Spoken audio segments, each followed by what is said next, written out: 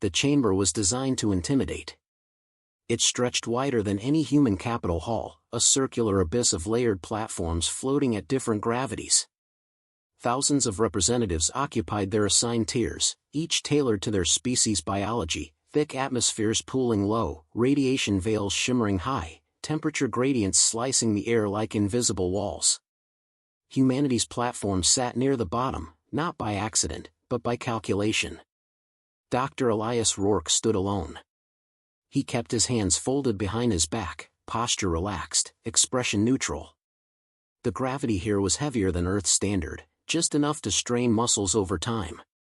A courtesy, the Concord had said. Elias felt it in his spine and ignored it.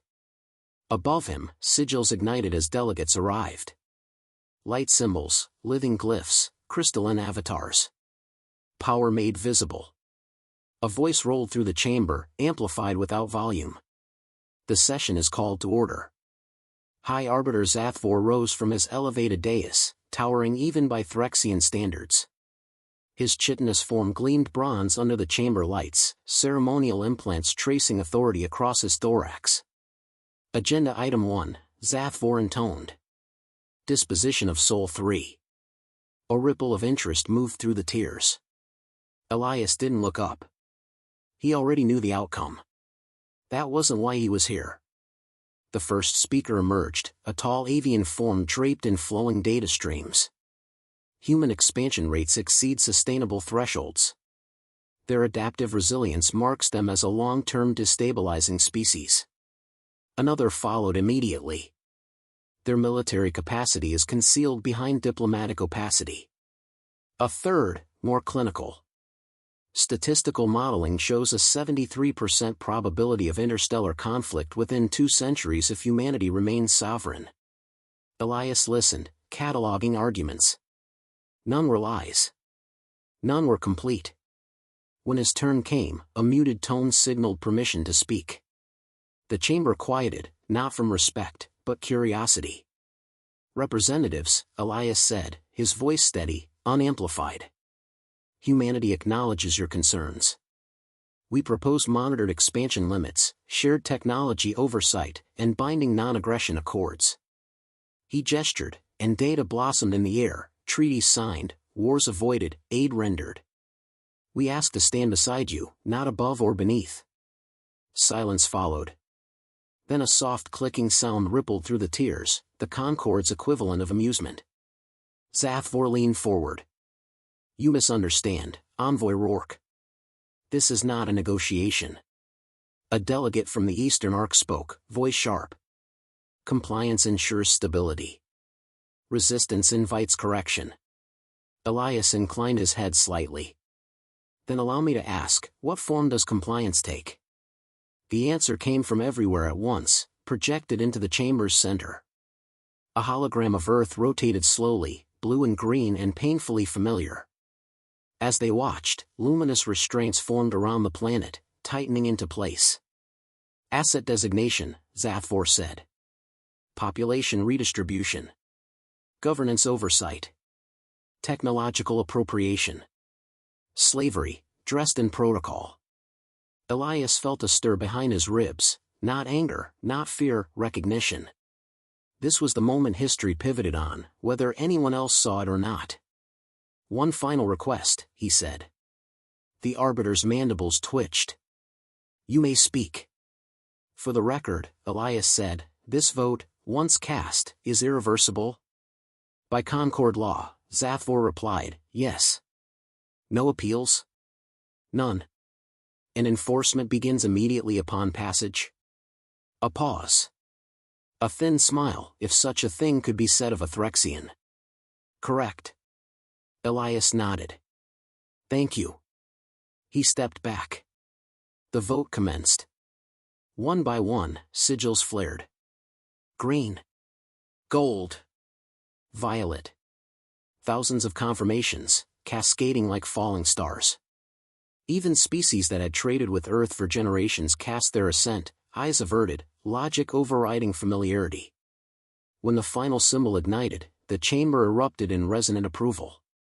By unanimous decision, Zathvor proclaimed, Earth is designated a compliant asset world under Concord authority. Cheers echoed across frequencies humans couldn't hear. Restraints on the hologram tightened. Elias activated the small interface at his wrist. No alarms sounded. No lights changed. The signal was too old, too deep to announce itself. Inside his skull, a single confirmation returned. Guards approached, polite, armed, already regarding him as property. Elias didn't resist as they positioned themselves at either side. Zathvor regarded him one last time. You should feel honored, envoy. Few species are deemed useful enough to preserve. Elias met the Arbiter's gaze at last. We do, he said quietly. As he was escorted from the chamber, the Concord continued celebrating. None of them noticed the brief flicker in the hologram of Earth, or the subtle shift in stellar maps updating across classified human networks. Far from the chamber, deep beyond registered space, systems that had slept for centuries began to wake.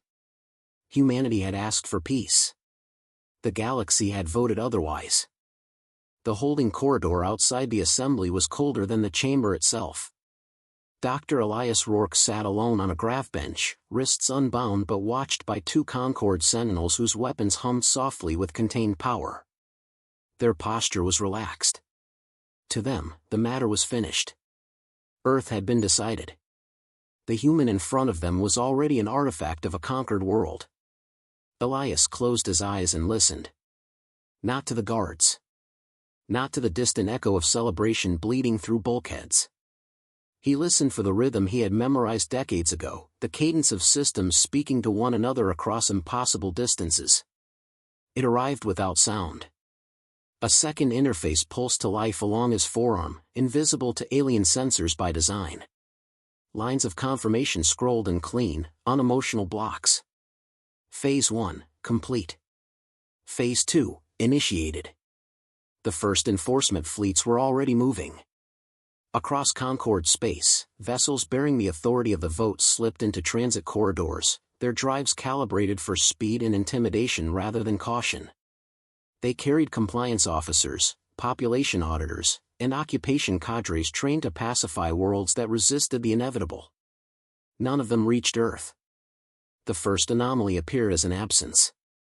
A Threxian advance flotilla entered a marked transit lane near the Helier Verge and vanished between one moment and the next.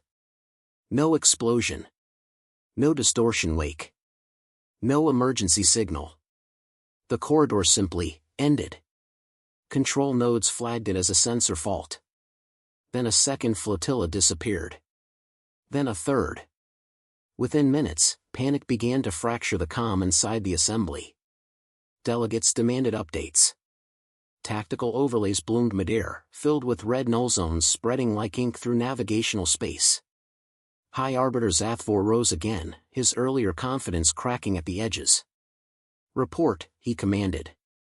A relay master responded, voice thin. We are losing contact with enforcement assets. Entire task groups are failing to re-emerge from transit. Interference, another delegate asked. No signatures consistent with known weapons. Elias felt the guards shift beside him.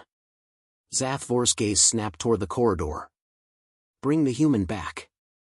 Elias was escorted into the chamber once more, celebration replaced by confusion and rising dread. He stood where he had before, gravity heavy, atmosphere hostile, eyes lifted now by choice. You will explain this, the Arbiter demanded.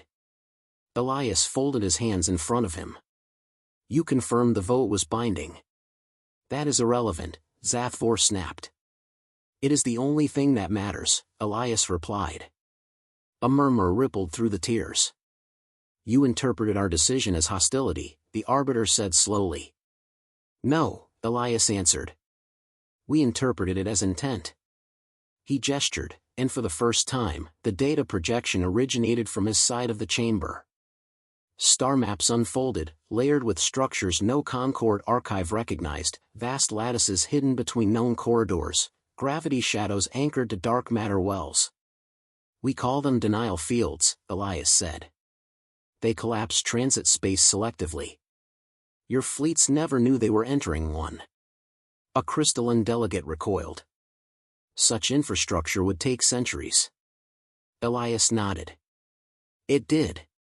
Another voice, sharp with disbelief. Why hide this? Because until today, Elias said, we had no proof the galaxy would choose ownership over coexistence. Zathvor slammed a limb against his dais.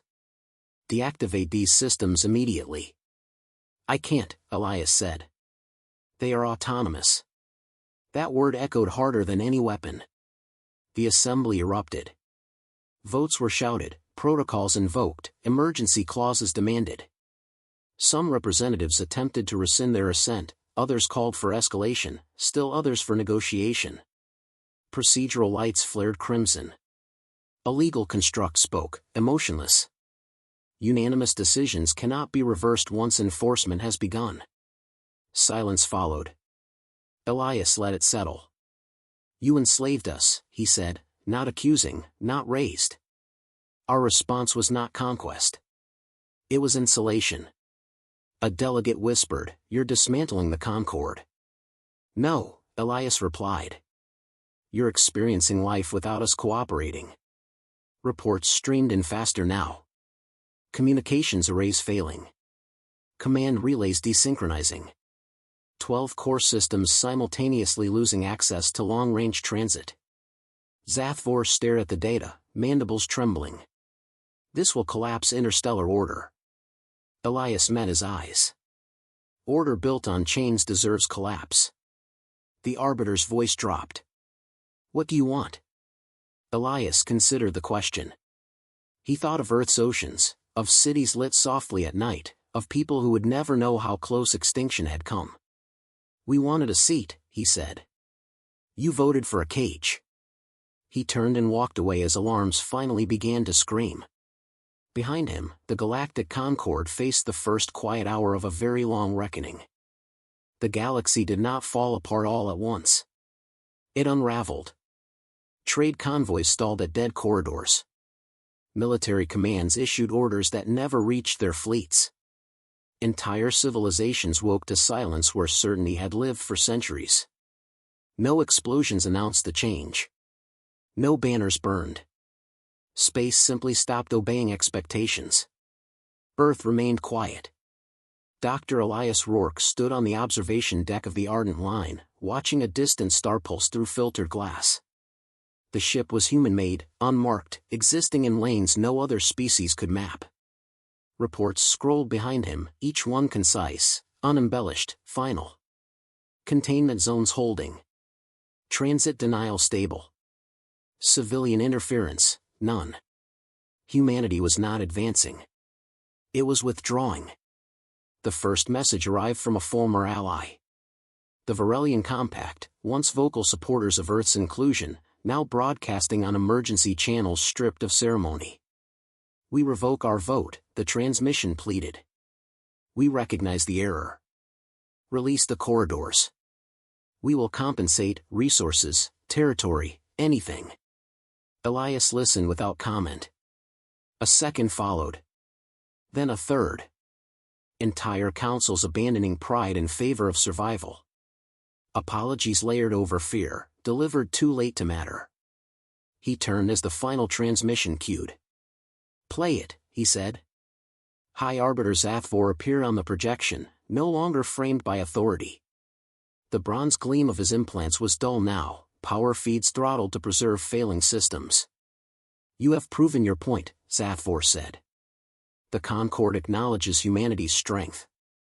This isolation benefits no one. Elias folded his arms. You enslaved us by vote. You are dismantling civilization, the Arbiter replied. No, Elias said softly. We are stepping away from it. Zathvor hesitated. What will it take for you to stop? Elias considered the question the way one considers whether something vast, impersonal, already decided. Nothing, he said. The Arbiter's mandibles twitched. Then this is extinction. For some systems, Elias agreed. Not for all. Behind him, the display shifted, highlighting pockets of space left untouched. Species that had abstained. Those that voted against enslavement. Worlds that chose uncertainty over dominance. They retain access, Elias continued. Trade. Communication. Movement. We are not cruel. Zathvor stared. You are passing judgment. We are enforcing boundaries, Elias replied. You taught us the difference. Silence lingered between them, heavy with consequences no doctrine could soften. What of mercy? The arbiter asked. Elias leaned closer to the projection. Mercy is a choice made before the blade descends. You voted after sharpening it. The transmission cut. Weeks passed.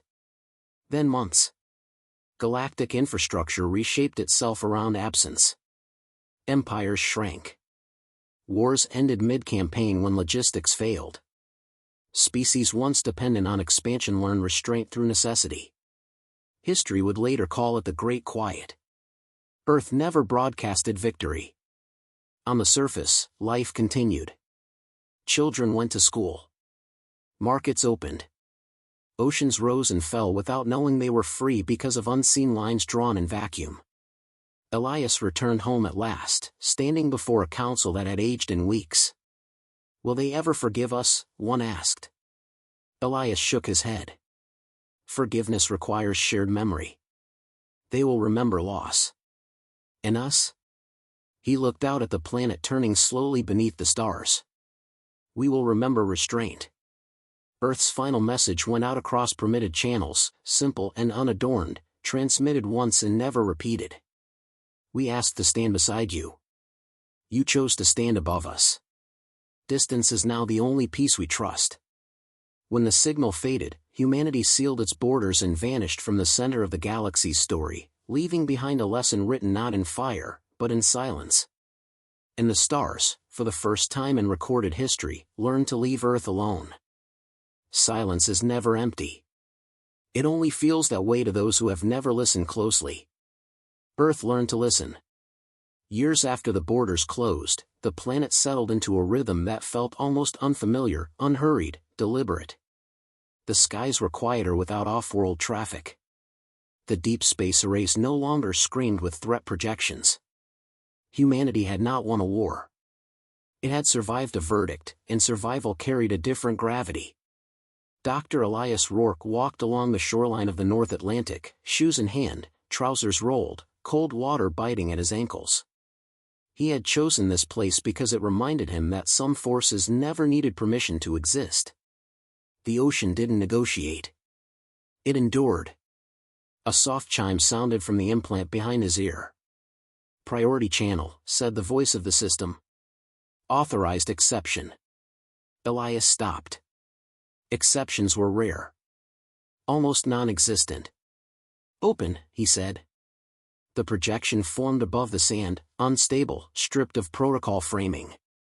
A familiar figure resolved from static, older now, thinner, eyes shadowed by years of consequence. It was Ambassador Illith of the Saran Accord. One of the few who had voted against enslavement.